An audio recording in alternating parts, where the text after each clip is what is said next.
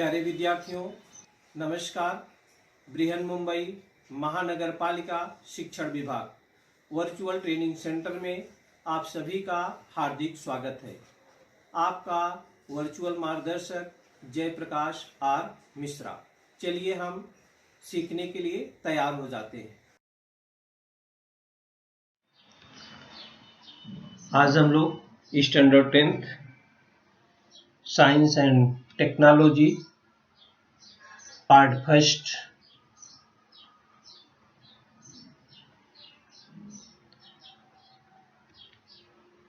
Topic है lens और उनके उपयोग, लेंसेज एंड देयर यूजेस।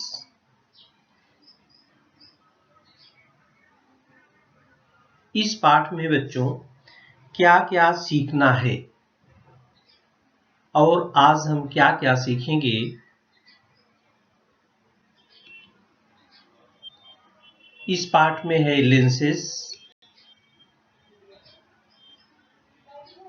अपवर्तित किरणों का आरेखन, रे डायग्राम फॉर रिफ्लेक्टेड लाइट,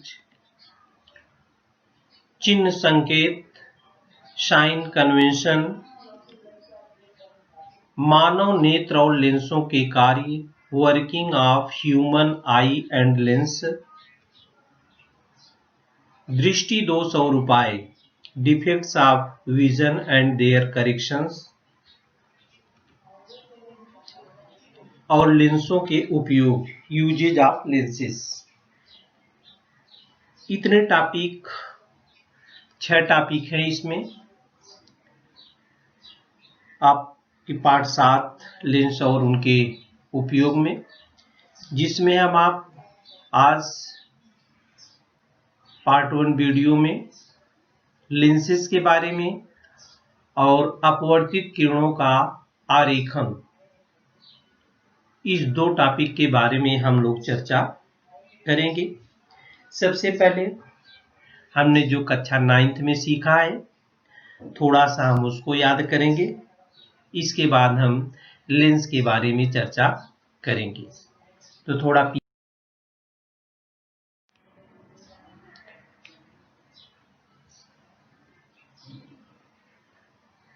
दर्पण के बारे में हम लोगों ने कक्षा 9th में सीखा था।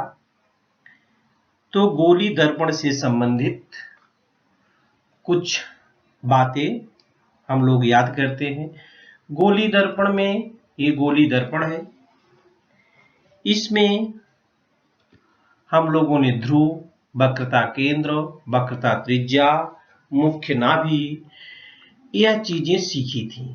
इस चित्र में हमने दिखाया है, चित्र में आप लोगों को दिखाना था लेकिन हमने पहले से दिखाया है। चलिए हम समझ लेते हैं ये क्या क्या चीजें होती हैं। ध्रुव क्या होता है, पोल क्या होता है बच्चों। गोली दर्पण के पृष्ठ भाग के मध्य बिंदु को उसका ध्रुव कहते हैं। गोली दर्पण के पृष्ठ भाग के मध्य बिंदु को उसका ध्रुव कहते हैं। ये है ध्रुव, इसका ये P बिंदु से दर्शाया गया है, ये दर्पण का ध्रुव है।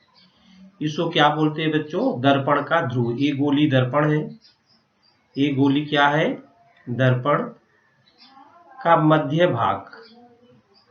गोली दर्पण का मध्य बिंदु जो होता है उसका ध्रुव कहलाता है।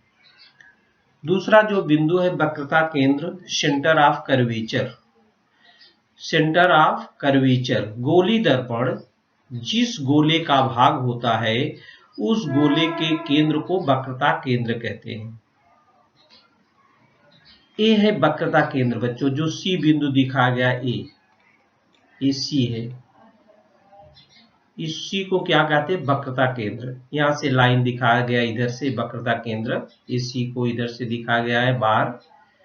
तो गोली दर्पण जिस गोले का भाग होता है, ये गोली दर्पण है ना पूरा, इस गोले का भाग है, ये गोला है पूरा, इसका केंद्र है C। तो उस गोले का जो केंद्र होता है उसको हम वक्रता केंद्र कहते हैं। इसको यहां पर C से दर्शाया गया है। वक्रता त्रिज्या, जिस त्रिज्या से वो वृत्त पूरा खींचा गया है।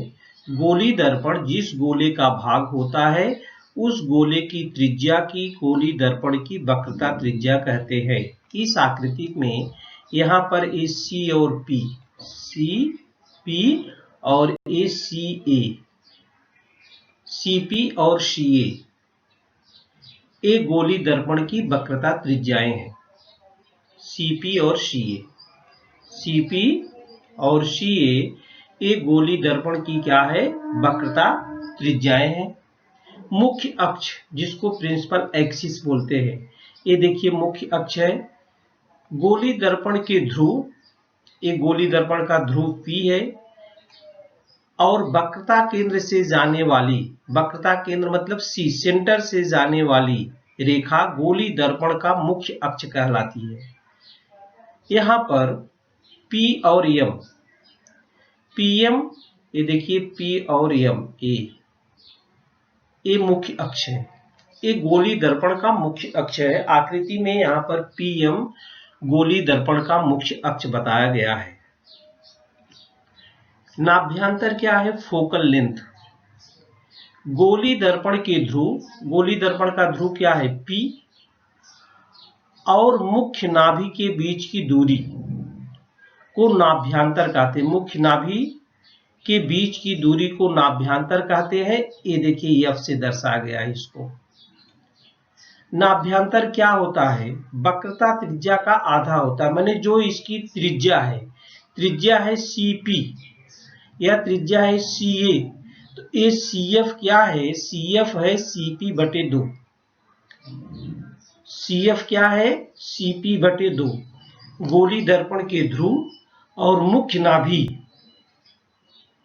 के बीच की दूरी को क्या कहते हैं, नाभ्यांतर कहते हैं। इसको कैपिटल F से दर्शाया गया है। माने जो ये गोली दर्पण की समझो त्रिज्या जिसको बोलते हैं वक्रता त्रिज्या, ये वक्रता त्रिज्या बोलते हैं। तो ये दूरी नाभ्यांतर कहाँ पर स्थित होता है, उसके बीच में। माने नाभ्यांतर वक्रता त्रिज्या का क्या होता है, आधा होता है।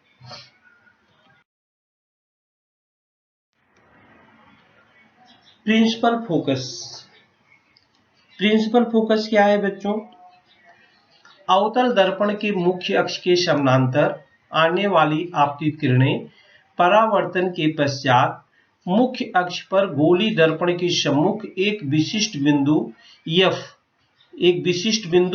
F पर एकत्र होती हैं। इस बिंदु को अवतल दर्पण की मुख्य नाभि कहते हैं। उत्तल दर्पण के मुख्य अक्ष के समानांतर आने वाली आपतित किरणें परावर्तन के पश्चात दर्पण के पीछे मुख्य अक्ष के विशिष्ट बिंदु से आती हुई प्रतीत होती हैं। इस बिंदु को उत्तल दर्पण की मुख्य नाभि कहते हैं। अवतल दर्पण क्या है बच्चों, अवतल दर्पण किसे कहते हैं, कॉनकेव मिरर। गोली पृष्ठ का आंतरिक भाग चमकदार हो उसे अवतल दर्पण कहते हैं। इस दर्पण के आंतरिक पृष्ठ भाग द्वारा प्रकाश का परावर्तन होता है। देखिए इसका ये जो चित्र है, ये अवतल दर्पण का चित्र है।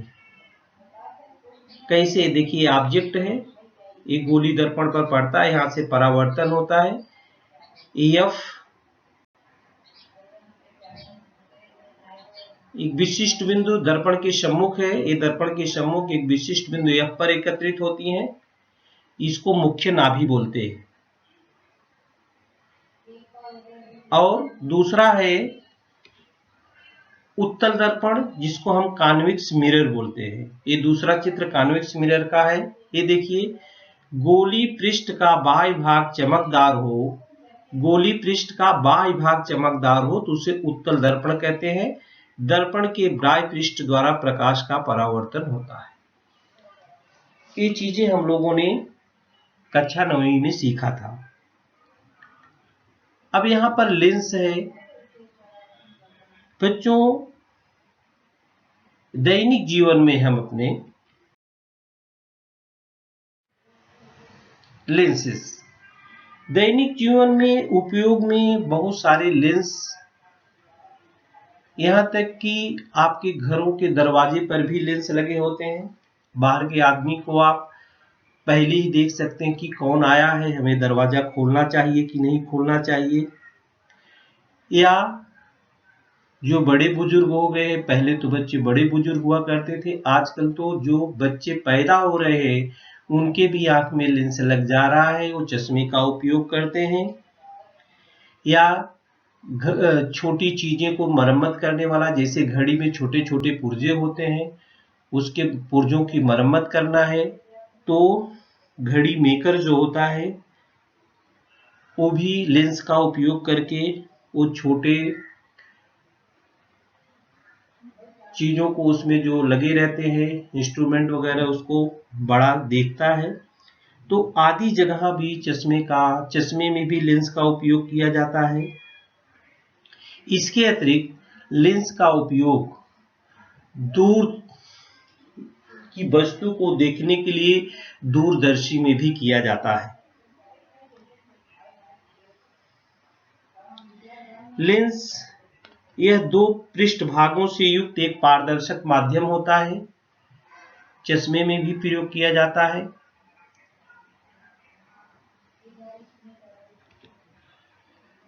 यूजेज ऑफ लेंस कहाँ है? दूरदर्शी में प्रयोग किया जाता है, कैमरे में भी लेंस का उपयोग किया जाता है, टेलीस्कोप में लेंस का उपयोग किया जाता है।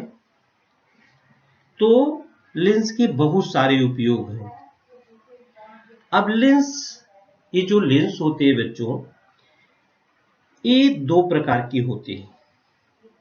यहां हम आपको प्रकार बताएंगे। मुख्य रूप से एक उत्तल लेंस होता है और एक अवतल लेंस होता है। उत्तल लेंस और अवतल लेंस। लेंस यह दो पृष्ठभागों से युक्त पारदर्शक माध्यम है। जिस लेंस के दोनों पृष्ठभाग गोली तथा बाहर की ओर से उभरे हों, ऐसे लेंस को उत्तल लेंस या द्विउत्तल लेंस कहते हैं।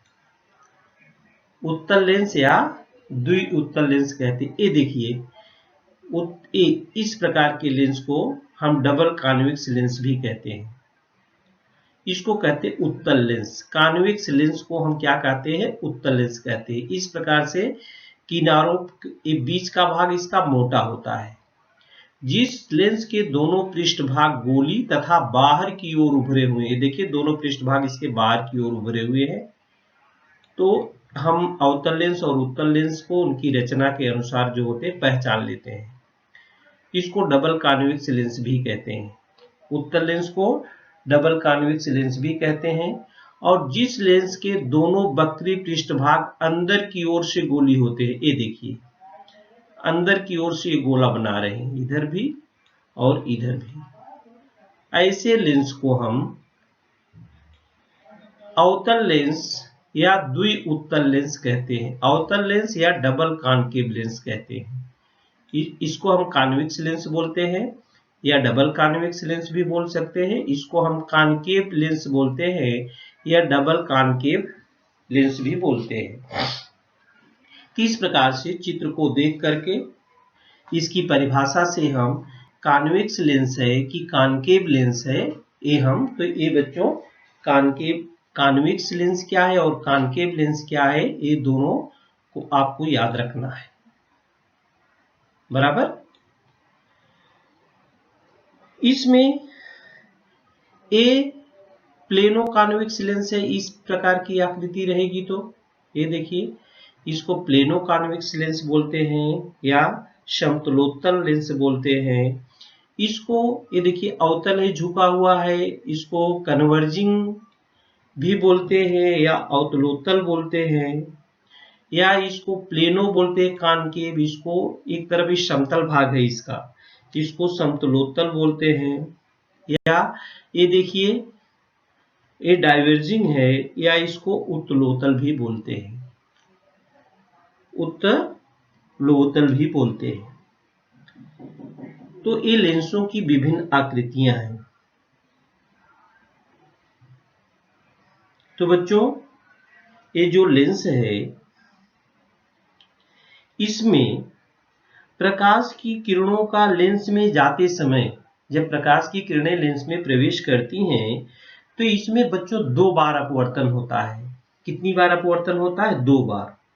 प्रथम अंदर की ओर जाने पर और दूसरी बार कब होता है? लेंस के बाहर आने पर, जिसके कारण किरणों की दिशा में परिवर्तन होता है। प्रत्येक लेंस 2 गोली पृष्ठभाग होता है। प्रत्येक लेंस क्या होता है? 2 गोली पृष्ठभाग होता है और यह क्या होता है?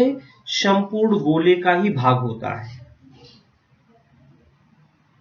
हम आपको आगे उत्तल, ये देखिए, उत्तल लेंस और अवतल लेंस के अनुप्रस्थ काट दिखा रहे हैं। यहां पर इस आकृति में हम 2 आकृति आपको दिखाएंगे। इसमें AS1, यहां पर AS1 है और यहां पर भी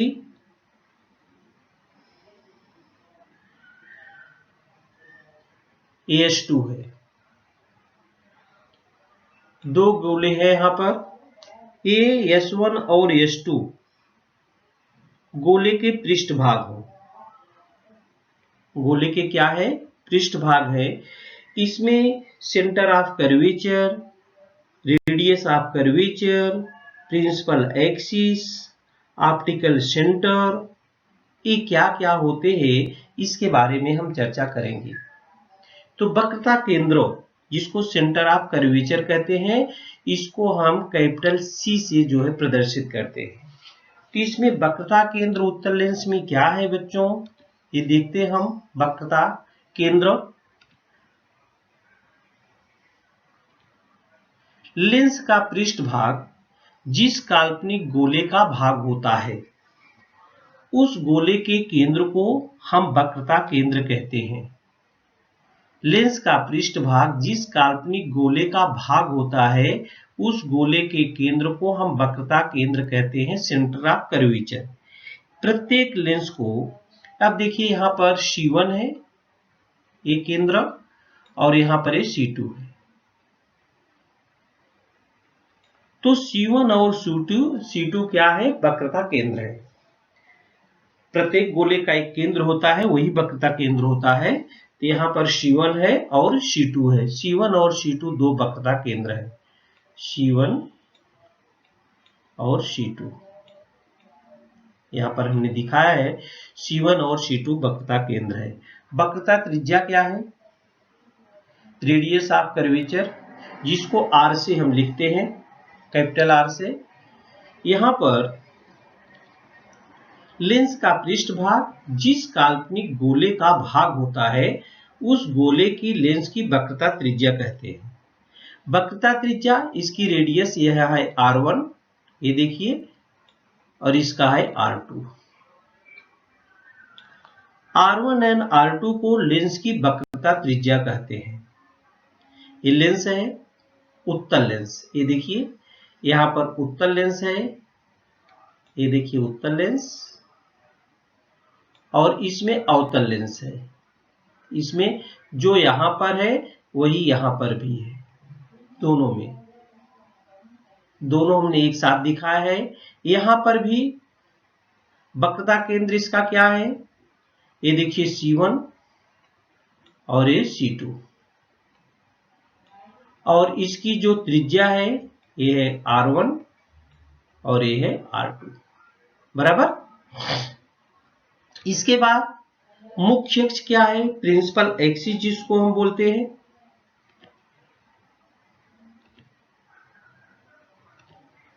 लेंस के दोनों वक्रता केंद्रों से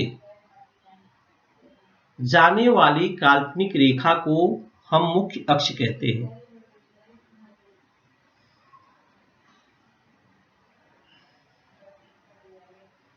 लेंस के दोनों वक्रता केंद्रों से,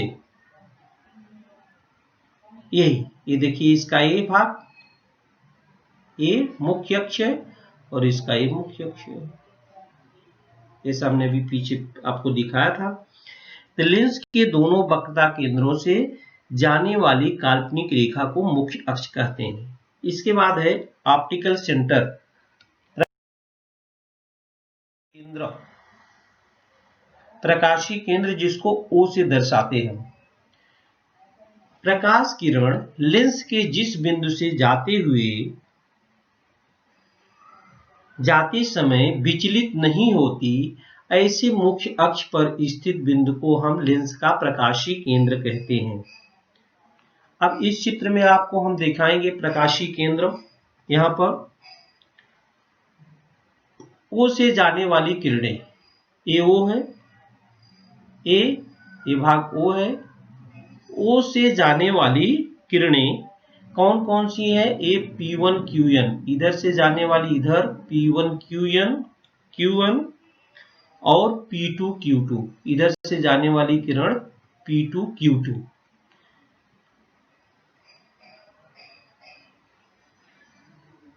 ये इसका प्रकाशीय केंद्र है। O क्या है यहाँ पर? है O इसका प्रकाशीय क्या है? केंद्र है। और इसकी मुख्य नाभि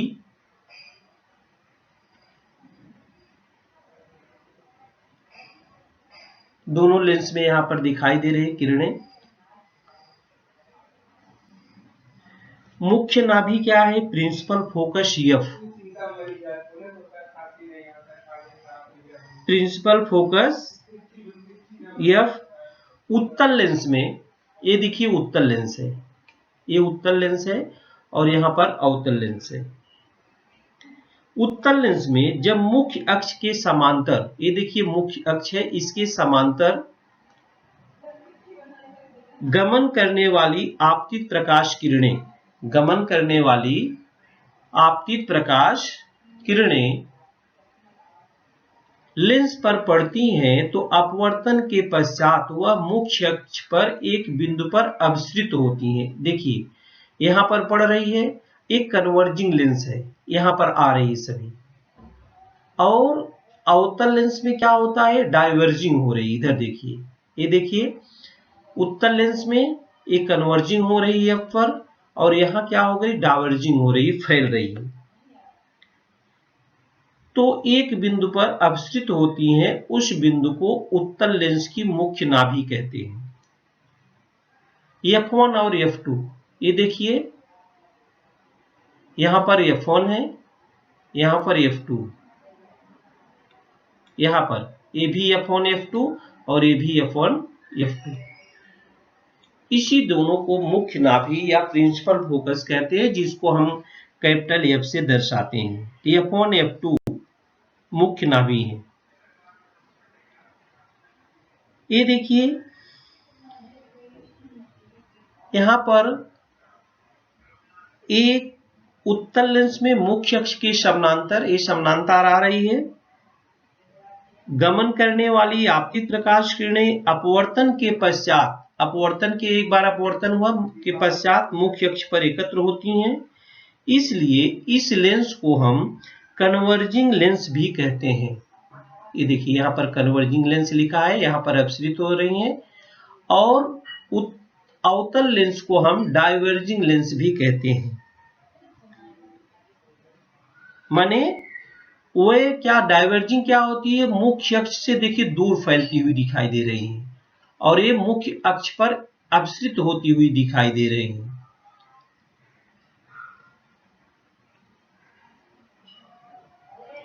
तो कॉन्वेक्स लेंस को हम कन्वर्जिंग भी लेंस कहते हैं, और कॉनकेव लेंस को हम डाइवर्जिंग लेंस भी कहते हैं।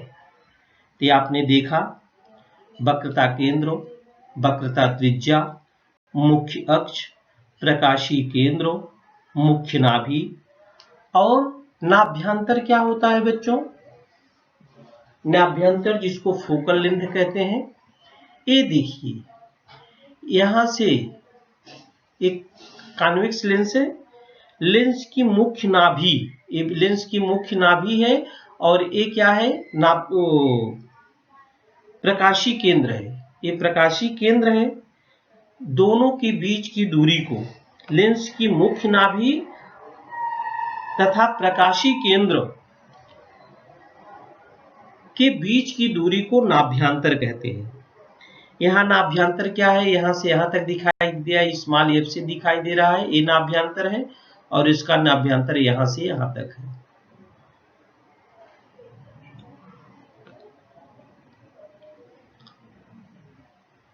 तो उत्तल लेंस को हमने कन्वर्जिंग लेंस भी बताया, अभिसारी लेंस जिसको हिंदी में बोलते हैं, और डाइवर्जिंग लेंस जिसको अपसारी लेंस भी बोलते हैं। माने अपसरण होता है उसको अपसारी लेंस बोलते हैं, और अभिसरित होती हैं तो उसको हम अभिसारी लेंस कहते हैं, जैसे यहां चित्र में आप देख रहे हैं। चलिए आगे चलते हैं।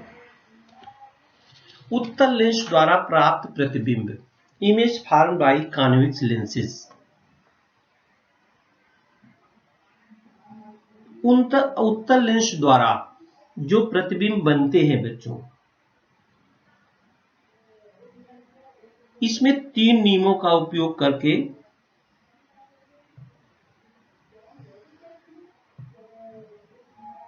जैसे आपने गोली दर्पण द्वारा देखा था, प्रतिबिंब का अध्ययन किया था, उसी प्रकार लेंस द्वारा भी प्रतिबिंब बनता है।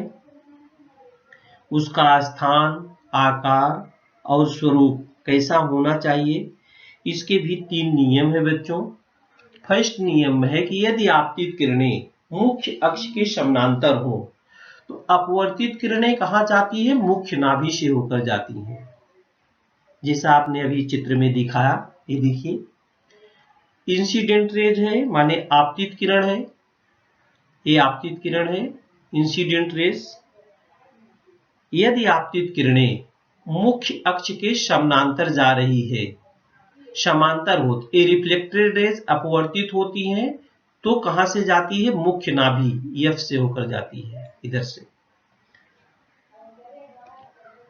लिखा है। When the incident rays is parallel to the principal axis the refracted ray passes through the principal focus. दूसरा नियम क्या है बच्चों, यदि आपतित किरण मुख्य नाभि से होकर जाती है तो अपवर्तित किरण मुख्य अक्ष के समानांतर गमन करती है। इस प्रकार से देखिए इंसिडेंट रेज, आपतित किरण, ये देखिए इंसिडेंट रेज है, आपतित किरण, ये कहां से जाती है, मुख्य नाभि से होकर जाती है। मुख्य नाभि F1 F2 मुख्य नाभि से होकर जाती है। रिफ्लेक्टेड रेज जो अपवर्तित किरण क्या होती है, ये मुख्य अक्ष है, इसके समांतर गमन करती है। देखिए यहां से जा रही है, यहां से जा रही है, और ये इसके समानांतर गमन कर रही है, बराबर। अपवर्तित किरण मुख्य अक्ष के समानांतर गमन करती है। When the incident ray passes through the principal focus, the refracted ray is parallel to the principal axis.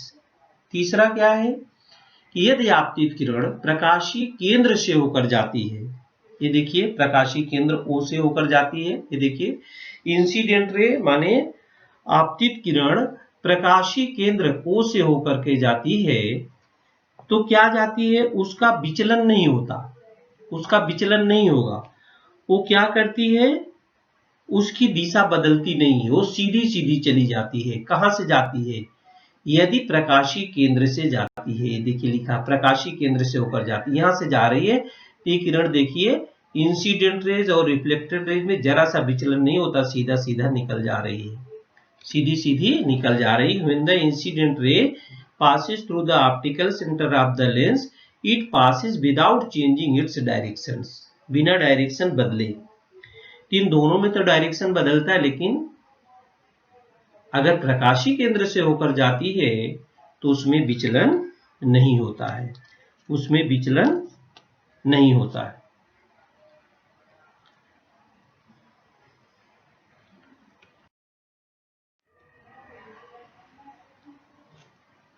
Image formed by a convex lens, उत्तल लेंस द्वारा प्राप्त वास्तविक प्रतिबिंब कैसे बनता है। ये देखिए चित्र द्वारा दिखाया जा रहा है कैसे बनता है उत्तल लेंस द्वारा प्रतिबिंब।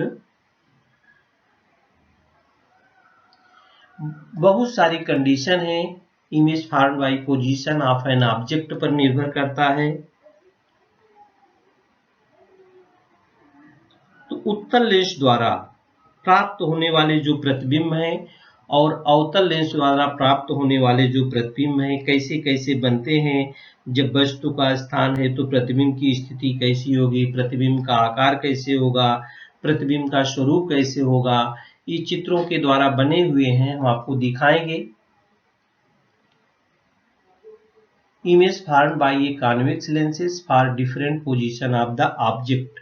उत्तल लेंस द्वारा प्राप्त बनने वाले प्रतिबिंब। ये देखिए यहाँ पर लिखा है कि नंबर 1 कंडीशन में जब वस्तु का स्थान अनंत दूरी पर होता है तो प्रतिबिंब की स्थिति नाभि F2 पर बनती है। ये देखिए नाभि F2 है यहाँ पर, और अत्यधिक छोटा और बिंदु स्वरूप बनता है।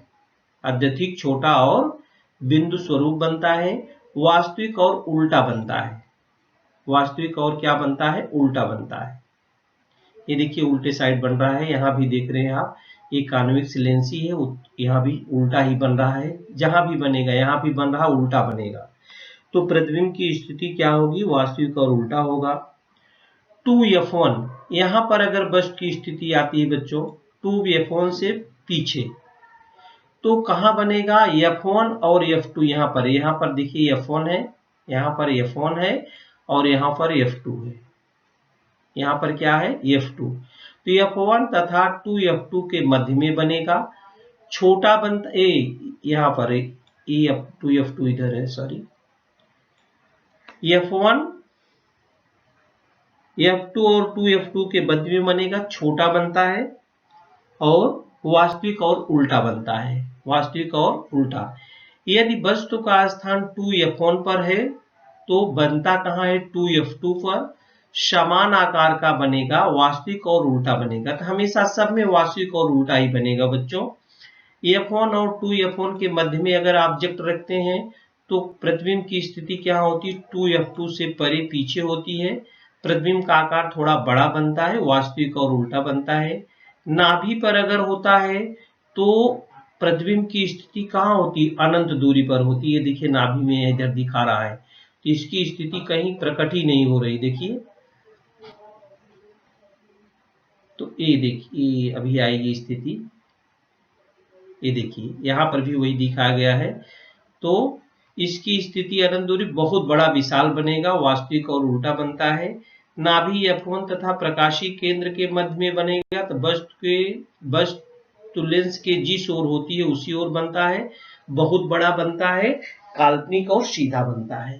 काल्पनिक और क्या बनता है, सीधा बनता है जब नाभि पर होती है। कहां पर होती है वस्तु, नाभि पर। इसमें चित्र में डिफरेंट प्रकार का आपको दिखा रहा है, इसमें बनता हुआ। अवतल लेंस द्वारा प्राप्त होने वाले प्रतिबिंब क्या है बच्चों, image formed by concave lenses. अवतल लेंस द्वारा प्राप्त होने वाले प्रतिबिंब,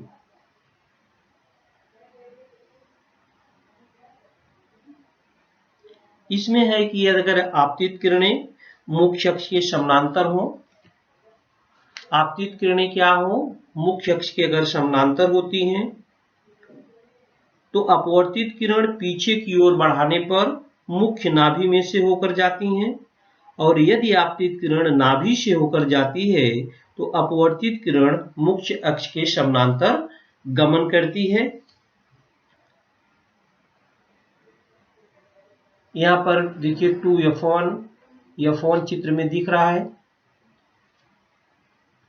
ये PQ क्या है, यहाँ पर ये PQ क्या है, वस्तु F1 और 2F1 के मध्य रखी गई है। ये देखिए वस्तु क्या है, यहाँ पर F1A है और 2F1A है, ये बीच में इसके रखी गई है। तो बिंदु P से निकलने वाली तथा मुख्य अक्ष से समानांतर गमन करने वाली आपतित किरण PA है। आपतित किरण क्या है, देखिए PA है। अपवर्तन के पश्चात ये डाइवर्जिंग होता है, इधर AD की तरफ निकल जाती है, और AD यह मार्ग मुख्य अक्ष की ओर खींचने पर मुख्य अक्ष की ओर खींचने पर देखिए F1 पर आ जाती है, इधर से देखिए इधर बराबर F1 पर आती है। और P बिंदु से निकलने वाली प्रकाशीय केंद्र O से जाने वाली, प्रकाशीय केंद्र O यहां पर है, O से जाने वाली किरण PO, ये किरण PO है, अपवर्तन के पश्चात विचलित न होकर उसी मार्ग से सीधे निकल जाती है। PO यह किरण F1 से बढ़ाई हुई किरण को फिर यहां से आप बढ़ाएंगे, देखो ये P' पर काटती है यहां पर, अर्थात P इस बिंदु का प्रतिबिंब P' पर प्राप्त होता है। P' पर कहां प्राप्त है, यहां पर एक प्रतिबिंब इसका प्राप्त होता है। इस प्रकार से अवतल लेंस द्वारा जो बनी हुई स्थिति है, यहां पर देखिए बनता हुआ दिखाई दे रहा है। इस चित्र में कैसे कैसे बन रहा है देखिए,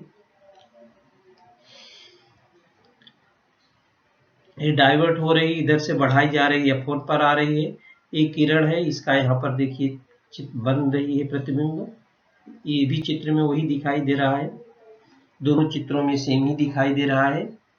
तो वस्तु का स्थान जब अनंत दूरी पर होता है तो प्रतिबिंब की स्थिति नाभि F1 पर बनती है। प्रतिबिंब का आकार जैसे आप यहाँ देख रहे हैं, प्रतिबिंब का आकार छोटा बनता है, वस्तु से छोटा बनता है। ये देखिए यहाँ पर बनेगा भी, यहाँ पर या देखिए इधर बनेगा, यहाँ बनेगा तो छोटा छोटा बनता है।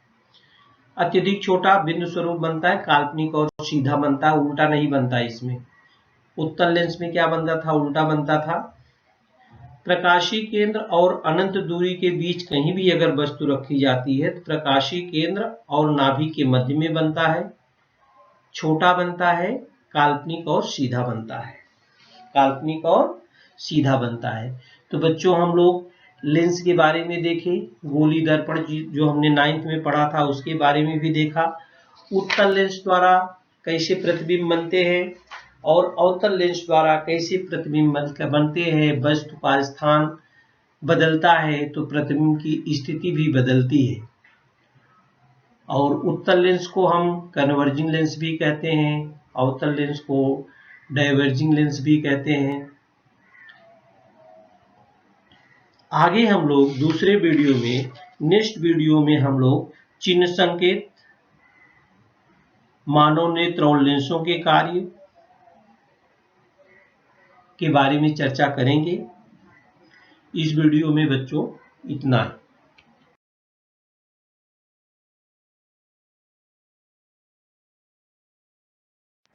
प्यारे विद्यार्थियों, हमने जो आज सीखा, हमें पूर्ण विश्वास है आप उसको अच्छी तरह से सीख चुके हैं और उसका आप अच्छी तरह से अभ्यास भी करेंगे।